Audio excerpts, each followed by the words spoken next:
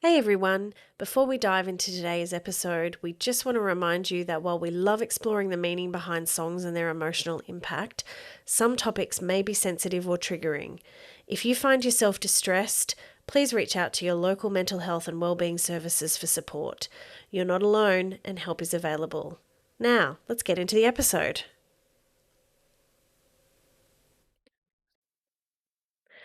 G'day AJ. G'day, Mo. How are ya? I'm doing. I'm doing good. I'm ready for this episode, but I'm Okay. doing good. Okay. I'm All right. ready for this episode. Well, we will get to that in a minute. So here's the intro.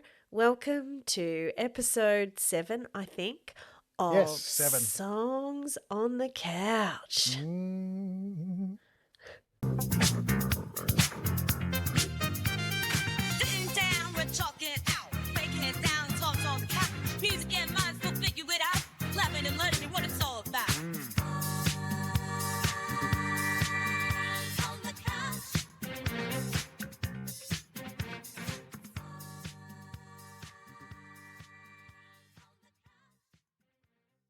So tell me, drum chucks, Yes. what song are we bringing over to the couch today? We are bringing over,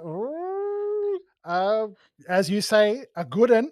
It's a good one. It's a good one. We are bringing Paper Planes by M.I.A. Wow. From 2007, which I had never heard this song before. This is the first time I've heard this song. Stop it. And only and I have never seen Pineapple Express. So if you've seen Pineapple Express, you'd know where you'd go, oh, I know the song because it's in Pineapple Express. So I've never seen the movie and I've You've never never heard seen this that song. film? No, No. surprisingly not. Okay. So when I first heard it, I didn't know anything. So I'm like, oh, it's like obviously a song of the past 5-10 years Mm-hmm. by some young, artist. And then when I started doing my homework and research, I was like, oh, 2007. Oh, artist born in 1976. Okay, that's just throw all my conceptions out the window. It blew your tiny mind, didn't it? It did blow really my blew tiny mind. blew your mind. Yeah. And Yeah. and I wasn't expecting sound effects as a chorus. Yeah. I was Yeah. not expecting that. And like it's a very effective. And there's only very few songs use sound effects, and the only other popular song that I know that uses sound effects that has made a song effective, but not in the chorus, but as an intro, is, as we all know, "Money" by Pink Floyd. You know, the money and the cash register sounds and Right. the Okay. um Oh look, I'm sure there's been a million more, but we I'm know sure. we know about you. You're stuck in the 70s. We know about you that so, just Just a little bit. musically stuck in the 70s. Yeah. Right. Okay. So the sound effects of the as a chorus were It's pretty smart, pretty effective. pretty effective. So that Yeah. was quite surprising to you and It was. and Yeah. intriguing. It was, and I loved that. Which we will go into our interesting tidbits. There's some. It's got a different melody every time, doesn't it? It does. It does. That's all right. Change is as Yeah. good as a holiday, as they say. Righto. Carry on. That it's and that there's also sampling from the 70s. Oh, and the there you go. 80s. Okay, so did that tickle you in a place that's hard to reach? A little bit. A little bit. The intro, I'm like, oh, this sounds very familiar. I'm like, hold Yeah. on. Research. It's sampling the Clash. Oh, that's cool.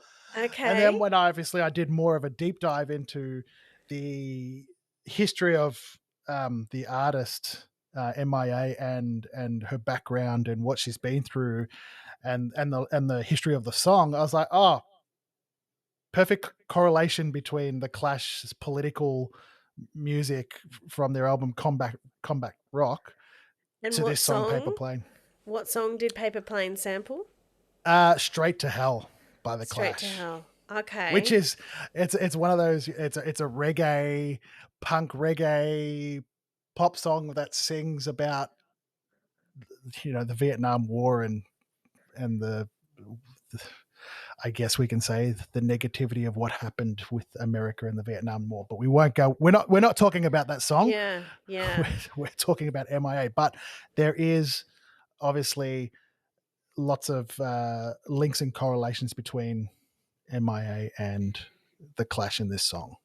Right. Yeah. I mean, I think, look, it is about the struggle of marginalized communities and the exploitation of those in marginalized communities. I think before we go further into this song analysis and looking more historically about M.I.A. and her history, I think we need to make a confession to our audience, and that is that we sort of had to go on a historical and cultural deep dive We did. to really understand this song, and I think it identified for us some of our blind spots. And it was, look, we are middle-aged and white, and we have heaps of privilege. And,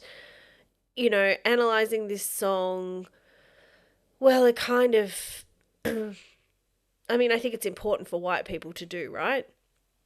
Like, Absolutely. but it feels a bit yuck to sort of have a platform that, analyzes songs and maybe tries to represent to others or show to others what sits underneath the song, when it's a struggle that we haven't had, which is about immigration, marginalization, exploitation. Yeah. And so while it's important, it's a really important conversation to have. It's a really important, I suppose, topic for everybody to experience. Sitting here as middle-aged and white and doing that feels a bit yuck. And I think, I don't know, AJ, if we're going to, maybe in time as the podcast develops, invite in more people and more voices about this stuff. Absolutely. to help us get rid of the ick. But we just want to, it just felt really important for us to say that it's important conversation. But we are middle-aged, white, and privileged, and it's not a struggle. It's not our struggle. Talking about it, it feels important, but yuck, it's conflicting. A conflict is something versus something. So if we're going to talk about the feeling about doing this podcast today, if we're going to talk about the feeling that the song creates, it's an uncomfortable feeling. It's an uncomfortable feeling. I feel very uncomfortable knowing that, my ancestors and the I suppose the not just my ancestors, but the colonies that I've belonged to and been a part of in my heritage, and were the reason behind marginalization and exploitation. And Yeah. I'm banging on a bit, but I think that speaks to the sort of uncomfortableness and the awkwardness that it feels to explore a song like this. It's an amazing song. It's a brilliant song. It is a masterclass in representing your struggles through art and representing the struggles of your culture and your people through art. It is chef's kiss. It's spectacular. We're proud.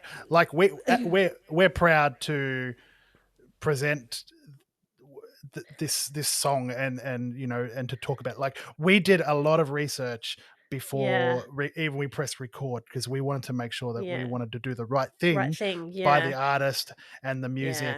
I think what we're proud of is pushing through our uncomfortableness absolutely. to talk about it. And the disclaimer is that we really have not experienced struggles like this, and we could never know And we apologize for our ancestors and for even us incidentally ever being a part of marginalization and exploitation, and unconsciously and unwillingly and unknowingly maybe have Yeah.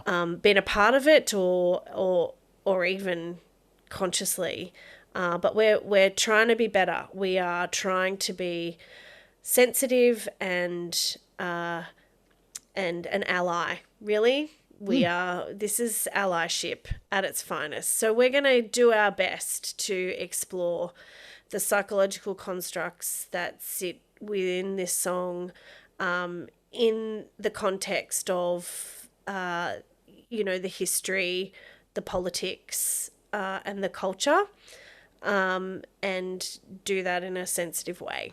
So there it is. Yeah. I know I banged on for how many minutes about that? It's fine. I think it's very warranted. It's Yeah. But you know what? At the end of the day, it's like, I totally agree. Like, it's what's the word?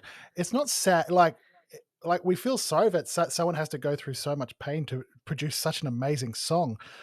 But then at the same time, I'm proud that they did that and that we all get to listen to it and enjoy it. Like, And get schooled by it. Like, it's an yeah, education. yeah, yeah, When you really listen to it and try to reflect on its meaning and what it means for you, it is an education. It is quite an education, and it is educating us middle-aged white privileged folk about how we got it wrong.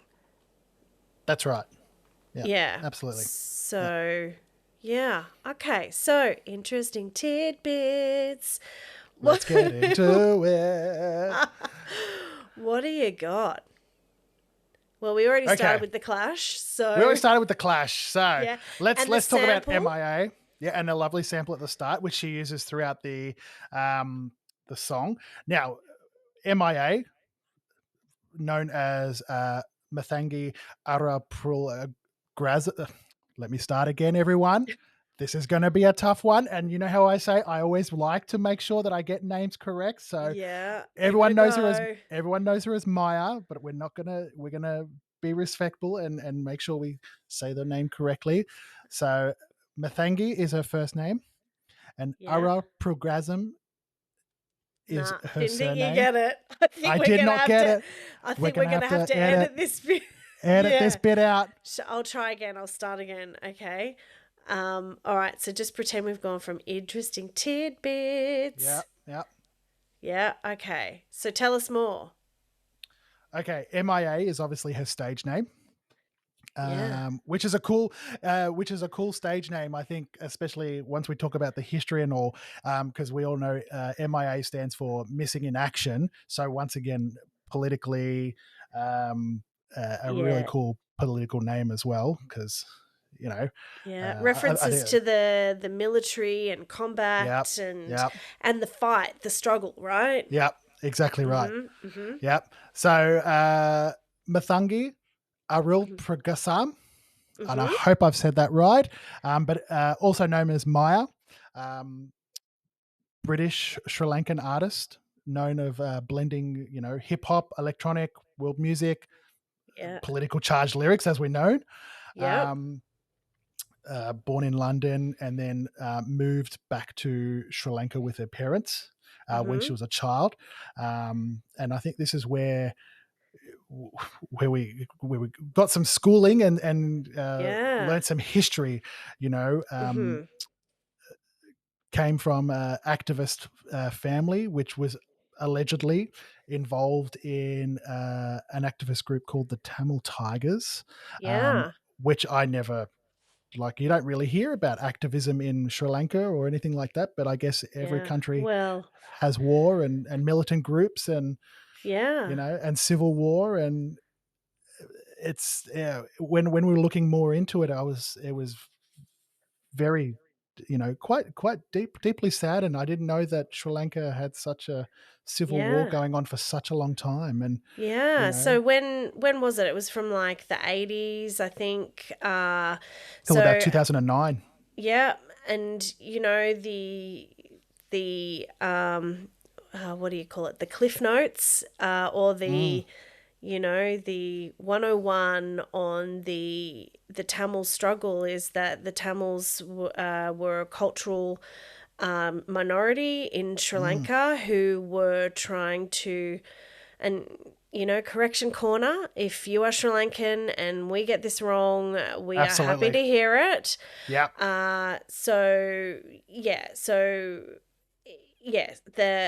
We're looking at a cultural minority who were seeking sort of independence, and they were seeking maybe an independent state, and they were had to resort to sort of militant means to push their struggle. There was lots of discrimination against the Tamils. They weren't able to get jobs. There was ethnic cleansing that had happened. So it was a real struggle for the Tamils. And yes, the Tamil Tigers were the group that emerged to try to fight for the independence of these people, and so they were marginalised, vilified. Yeah, and I think the war only ended, or the struggle only ended in the 90s, right? When what had happened in the 90s? 2009 is when it officially ended. 2009. Okay, Yeah. right. Yeah, and what happened in 2009? Can you let the people know what happened in 2009? Were they overthrown? Were they oppressed? They were. Yeah. After all of that hardship and fighting for what was right, the government overthrown them. And which is really, like, take a moment to think about that, like, conflict, or trying to just fight for your right, That's for what, right. 30 years, and then you lose. And all for what? And all for what? And, tens of thousands of Tamil deaths, and lots of war crimes allegedly against them by the Sri Lankan government. The Tamil grievances still exist, so there's still discrimination, there's still a lack of justice, there's still a lack of autonomy and agency over their own culture. And and so there's lots of still exile. Tamils are exiled. Many have moved abroad and emigrated and are still engaging in activism for justice and agency and self-determination. So it's a real, it's really important to understand where M.I.A. has come from in terms of her marginalisation, her cultural marginalisation, and then has to engage in the immigrant struggle. That's sort of, but I mean, Well, because I was going to say, because then after during the Civil War, they had to flee to India, and then they sought asylum back in the UK. This is M.I.A.'s family. M.I.A.'s family, yeah. So then, even though you're born in the UK, but because you've gone and come back, you're now then classed as an asylum seeker, or as an immigrant. Yeah. So you've really experienced no place of home, right? That's right. No place of no welcome arms, welcome back to our country, type thing. Like, you've always felt, I suppose, and I can only fantasize, or I can only speculate that it's this constant sense of displacement. You don't have a place in the world, and that must feel really discombobulating, really destabilizing at all times, to not feel connected to a place. Yeah. Yeah. Crazy. Yeah. And millions of people every day experience this struggle. Yeah. Millions of people. Yeah, it hasn't stopped. No, it will never stop. It It'll will never never stop. stop because, humanity is fraught. There's, yeah, it's like humanity can be cruel It can and be cruel. othering and, yeah. Yeah, it's a big one. It's really a big big, one. isn't it? Hasn't it got us stumped? Hasn't it It got has. us? How does one song, like one popular songs, have so much? And I say this every time we do an episode, and I'm probably going to keep saying this but it's amazing how much background one song has from their artist, like how much background history, meaning. Like it just blows my mind every time that you, as the general listener, you just go, "Oh, it's once again, this is a really cool song." Yep, Yeah, it's the catchy. the It's chorus is boppy. catchy. I can, Yeah. I can make, finger guns during the Guns, chorus. yeah. I feel a bit gangster when I listen to this song, even though I'm not, I'm not gangster at all. But it makes you feel a little bit like that. But it's so much more. So much more. Yeah. So much more. Well, should we talk a little bit about M.I.A. as well? Like, obviously, we've talked about that side of things, but she didn't actually just start out straight away as a musician. Yeah, mate. Tell us. She started out as a visual arts and filmmaker. So in the creative realm? In the creative realm still, but she studied fine art film.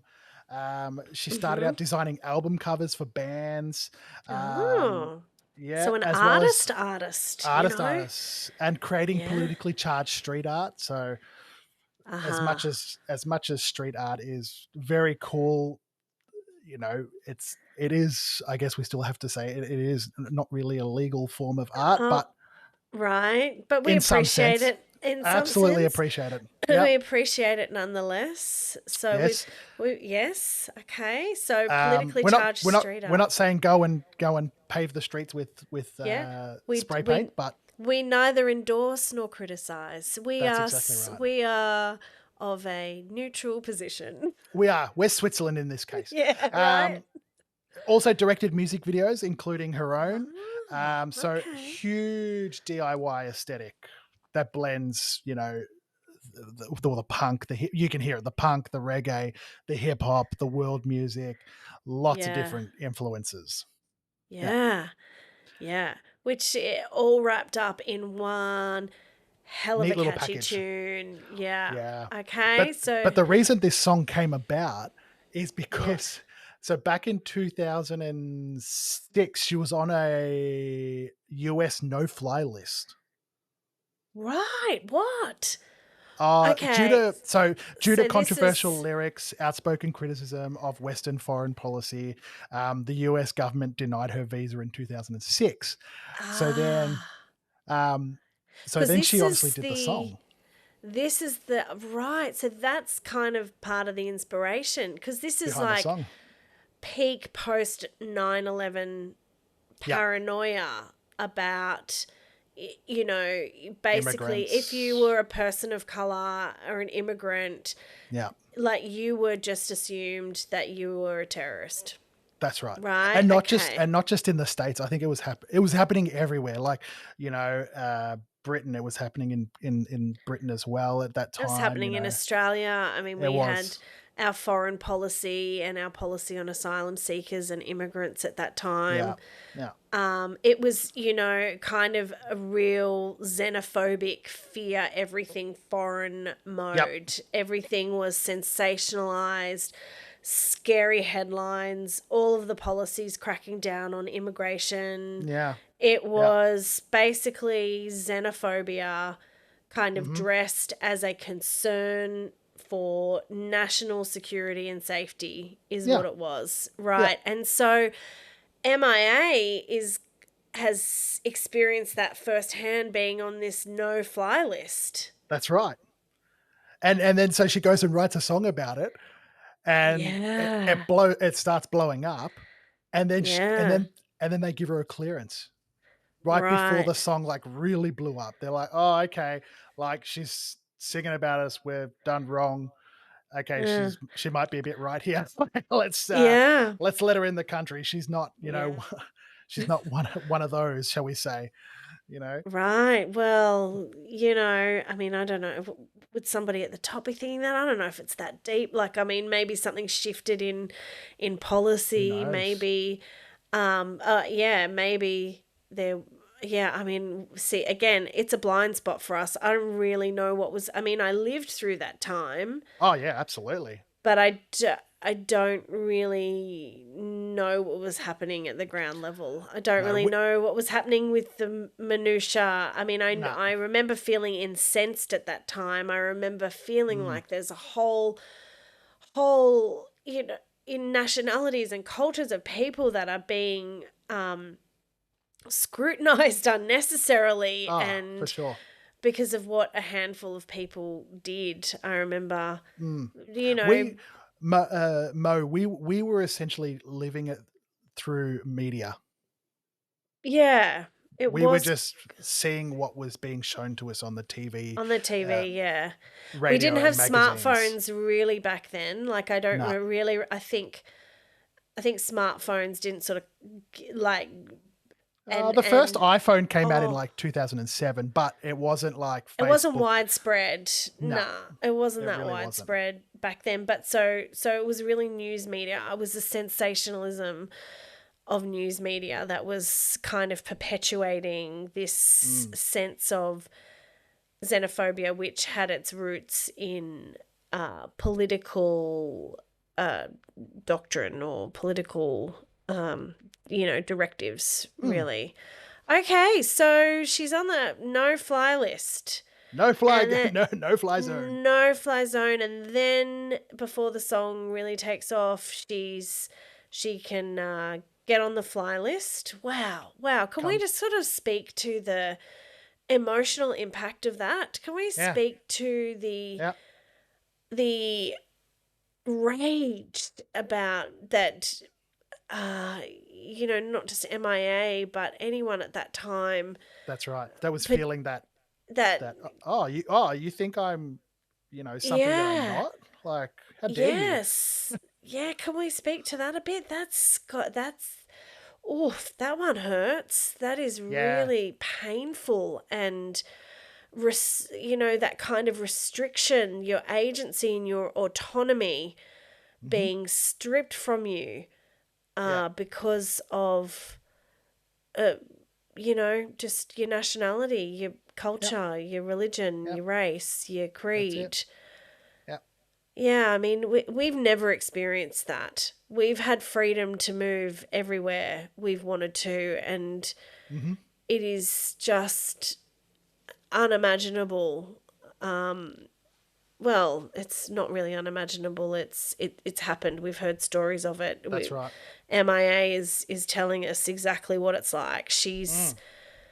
She's taken that, the frustration, the rage, the restriction, the stereotyping, and she's turned it into satire. Yeah, that's right. And that's why in her chorus she's got, gunshots, cash registers, you know, Yeah. uh those sound effects of like, okay, you're gonna put me in this stereotypic bucket, Yeah, yeah. then I'm gonna, you know, I'm going to embody it. I'm gonna embody. Yeah, pretty much. I'm gonna say, all right, if that's what, if fine, I'm gonna Yeah. use this to my advantage and use it against you. Right. She's saying, maybe she's saying, yep, yeah, you're right.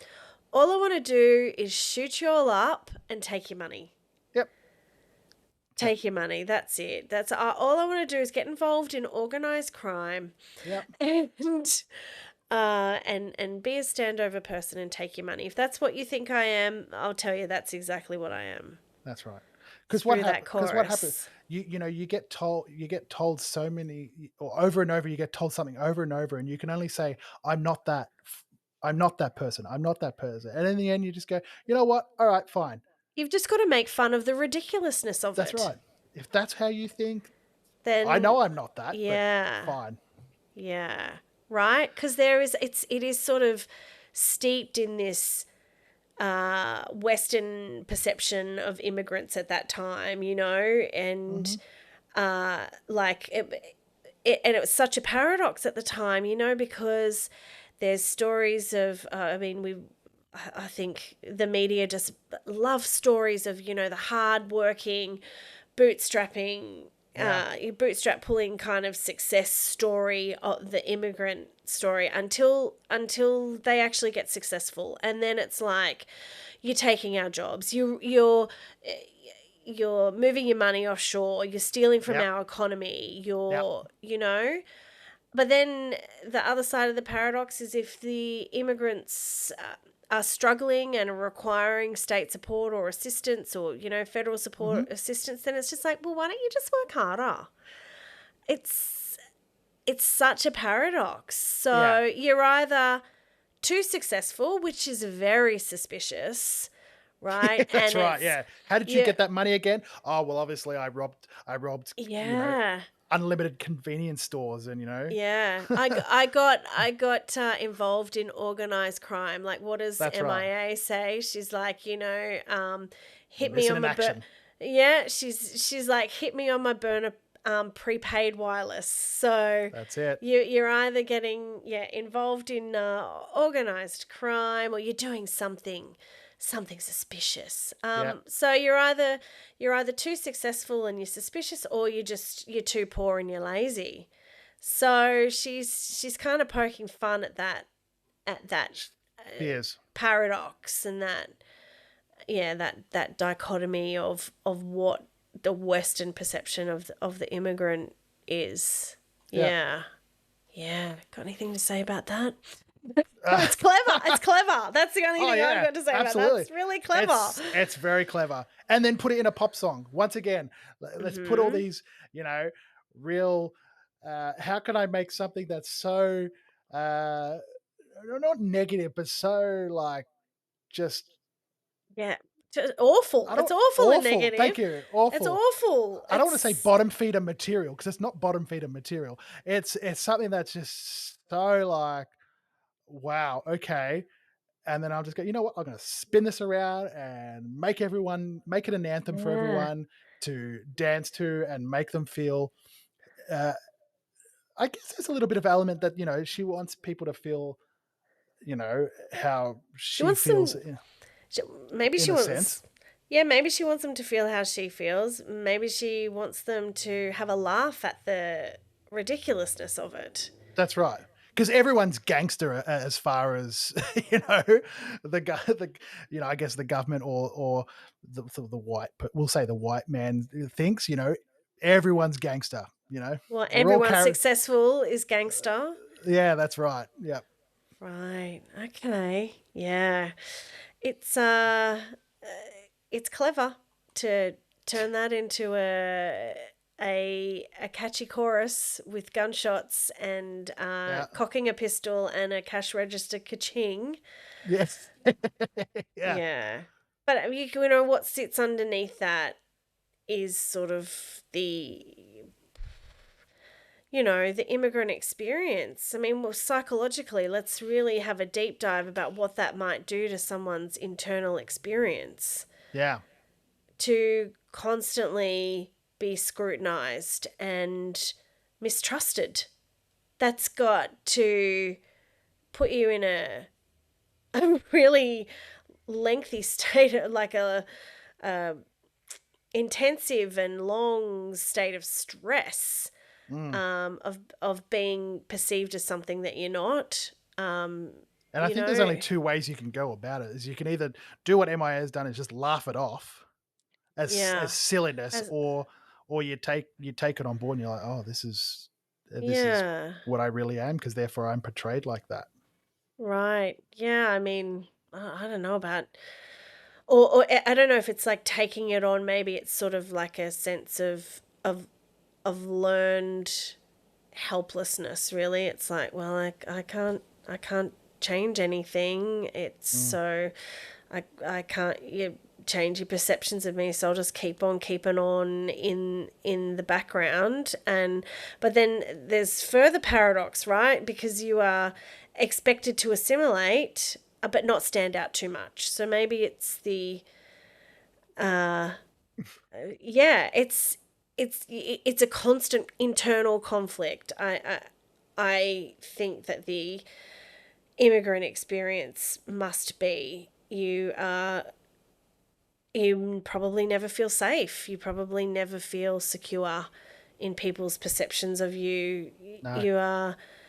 You are told to be grateful that you've got a better life, but then you're told that you don't fully belong. And so you've got to experience, it's got to have a psychological toll. The things that are coming to my mind about that are, like I said before, that constant state of stress. Stress is where, we are in a state of hypervigilance, waiting for the next attack, and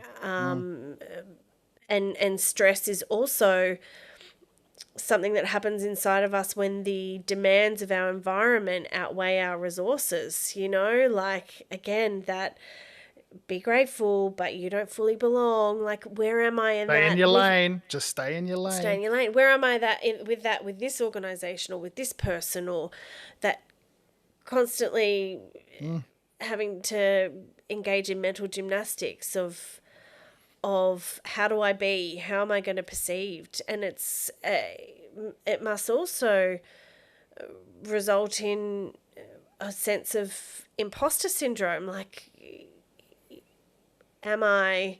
Totally agree. Will I ever belong? Is this the right thing? And yeah, I can imagine that it is, and like we keep saying, we've never had the immigrant experience. We can only speculate what it's like, and if it's not like this, and we would be happy to go to Correction Corner and hear all about it. But my sense of it is that there is constant feelings of stress, of fear, and of I don't even know what the emotional word would be, of maybe a sense of just not knowing. That's right. How to be ever. But it's also it's funny. It's such a double-edged sword because they say stick in your lane. Who says get this? involved. Who are the people that says this? Is this the media? Is this like the kind of, I'm going to say the man. The man. Okay, but who's the man? Who's the man? Is this like middle-aged and older white men who are xenophobic? Is this them saying governments? We'll say government. Governments, all governments, like maybe the kind of governments that we're seeing today, without naming names, the ones that are fearful of those who are different, who. Yeah. Okay. So what are these? But also past governments, though. There's also past government. Oh yeah. I mean, like, hello. And we don't want to get too political on the show, but we don't. But yeah. Okay. So those kinds of xenophobic mindset people, they are saying what? They're saying stay in your lane. What are they saying? Stay in your lane. But then they're also saying, but then why aren't they? Not incorporating, but why aren't they mingling with us? Assimilating. Thank you. We have as they say, little Chinatown or like little India. Like there's pockets of suburbs that are just where those people congregate. But that's not their fault. That's our own fault doing that by saying, well, we want you to be like us, but at the same time stick to yourselves as well. But then we're going to complain why you're sticking to yourselves and not joining in with us at the same time. And then we're just all going to come together and enjoy your food. That's what we're going to do. Absolutely. We're all going to come together and we're going to enjoy your food. Yeah, I mean, and this is territory like, I don't know, AJ, like I feel like I'm not smart enough to No. to navigate the minutiae of this mindset and what this is. But it has always been a double-edged sword. It's like, we have an immigration policy. We welcome you. We would love to have you here. We want, we want multiculturalism, but Jesus, we're going to make it like super freaking hard for you to get here. Like when M.I.A. talks about, I mean, just she talks about, if you catch me on the border, I got visas in my name. I think really what she's saying is she's talking about the complexity of immigration and the difficulty of visa applications and, and the money you have to pay. And the money and the unpredictability of like trying to migrate legally. And, I mean, thinking about the meaning of like flying like paper and getting high like planes. I mean, it could be literal about air travel to get to a new country, but it could be also about sort of the highs and lows of trying to get access to a foreign land and build a life there. It's so again, it's more paradox, more dichotomy that sits here about the mixed messaging of immigration and immigration policy, and like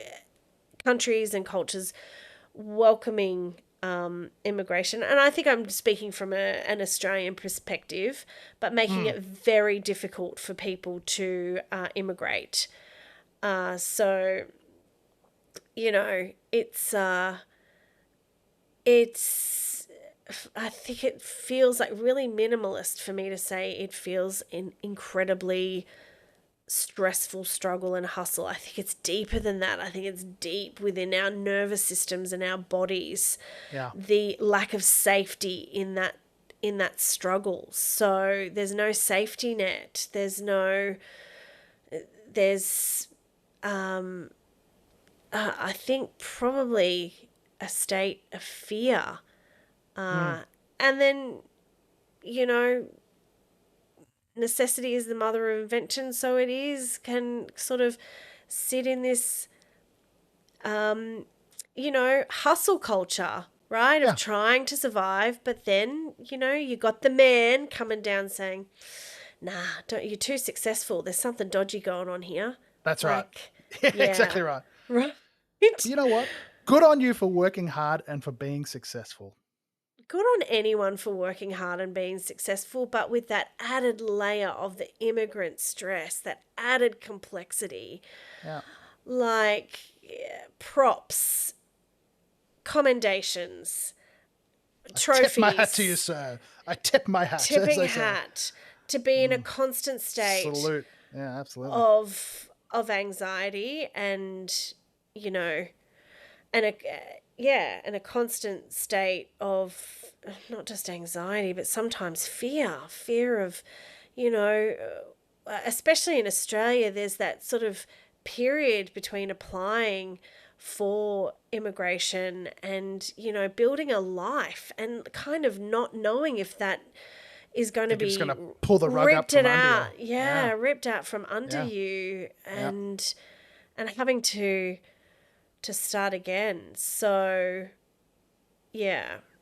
it's... And all it takes is one person to tick a little box that says, not today. Right. There's a lot of power in that. But you know what, Mo? Yeah, on the inside, we all have the same colour blood. We sure do. We're all just people. Why can't we all just get along? We're all people. Yeah. Yeah, why can't we...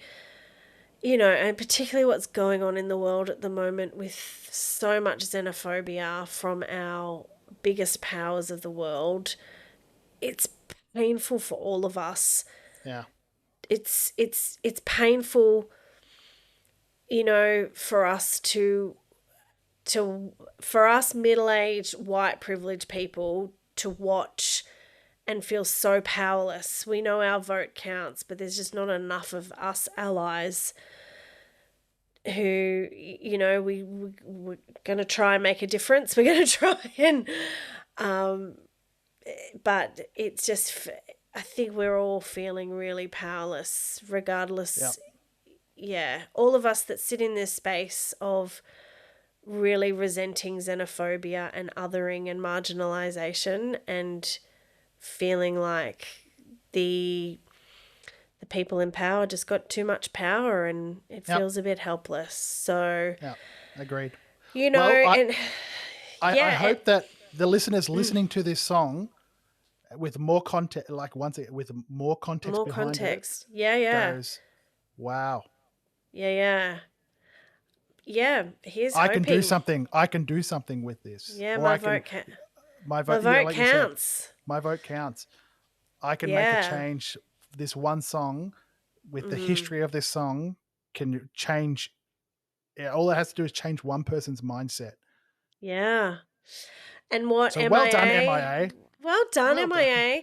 You know, it is like MIA is, I think, she's really referencing global power structures that have not been dismantled and are even more, have their claws in more tightly today. Yeah. You know, Yeah. she's sort of, back then she mentioned it, and it's still relevant today. It still hits today. It's still painfully relevant today because the world is still xenophobic. The world is still making it hard for immigrants.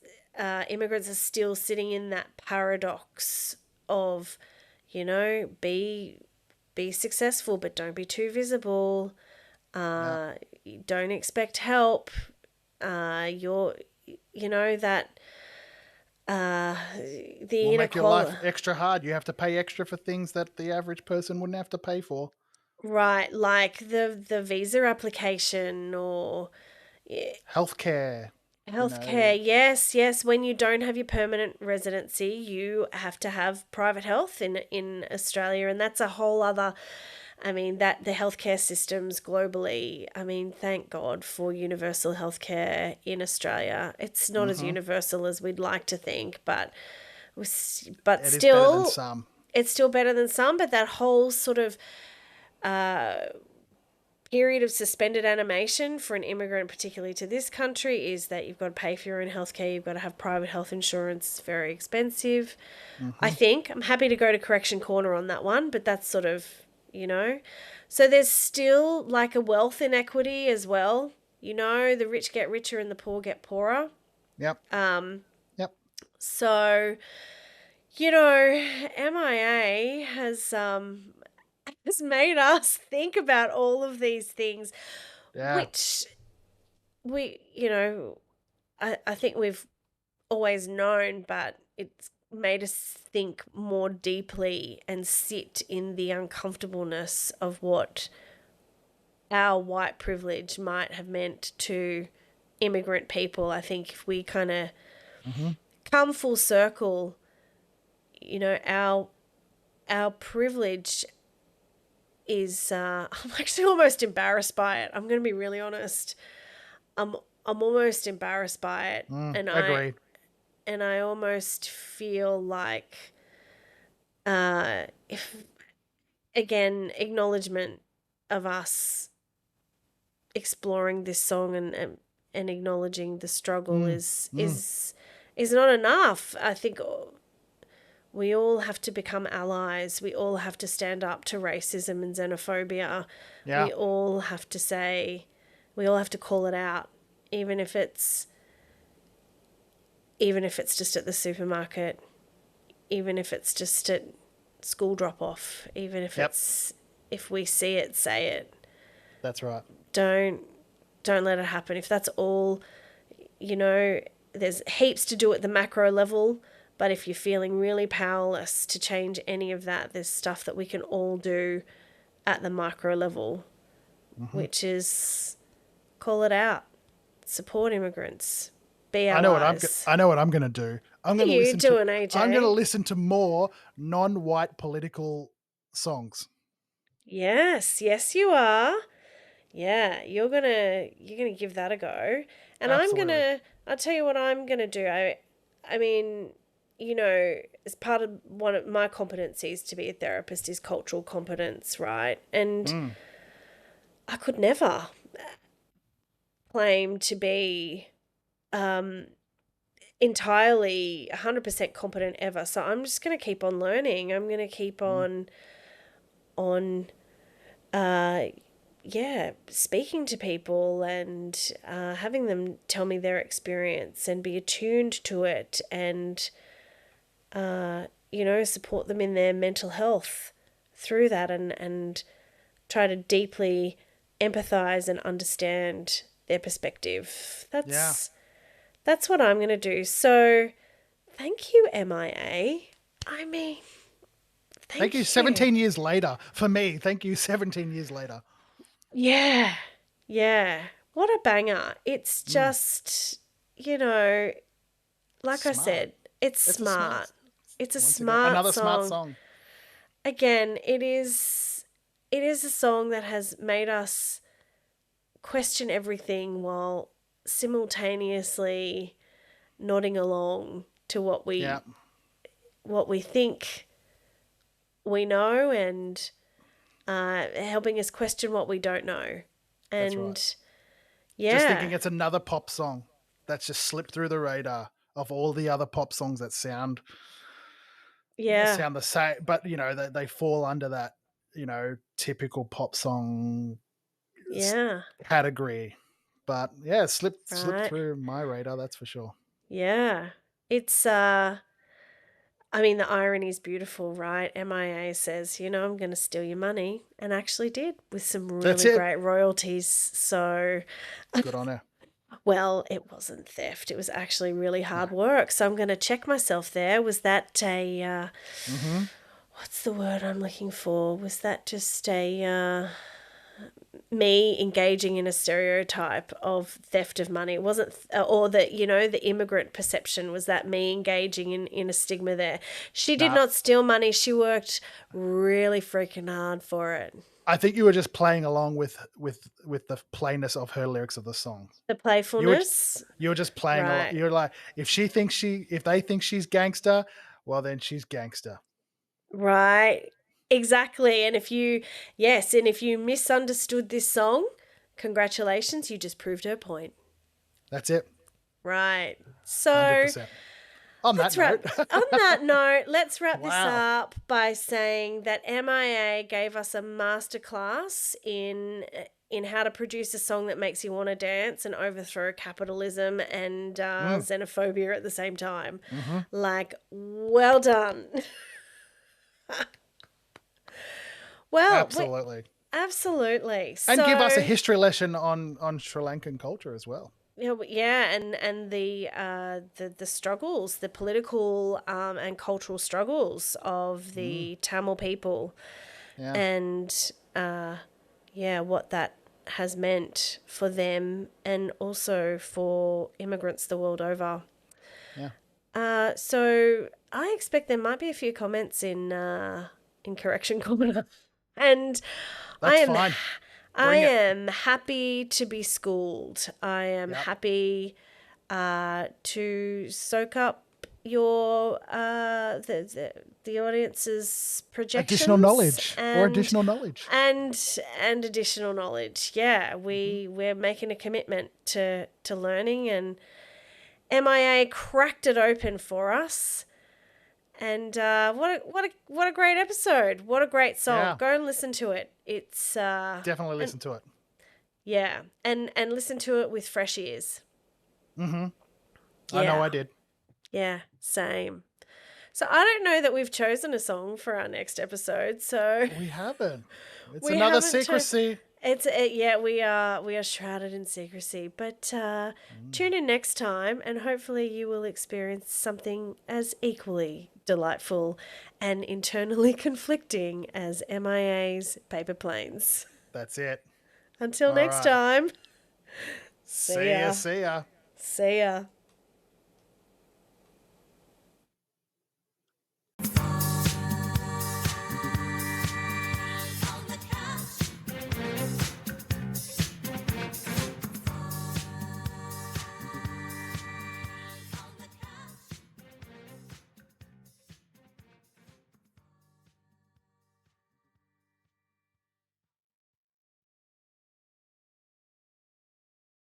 Thanks for tuning in to Songs on the Couch. We hope you enjoyed putting today's song under the microscope with us. And hey, the conversation doesn't have to end here. Join us over on Instagram, TikTok, and YouTube. Just search Songs on the Couch, where we're sharing behind-the-scene clips, more fun music insights, and of course, chatting with you all. And if you're an artist, musician, psychologist, counsellor, psychotherapist, or know someone who'd love to sit on the couch with us, have your management reach out. We'd love to hear from you at hello@songsonthecouch.com. Follow us, subscribe, and let's keep rocking out together. Catch you next time on Songs on the Couch.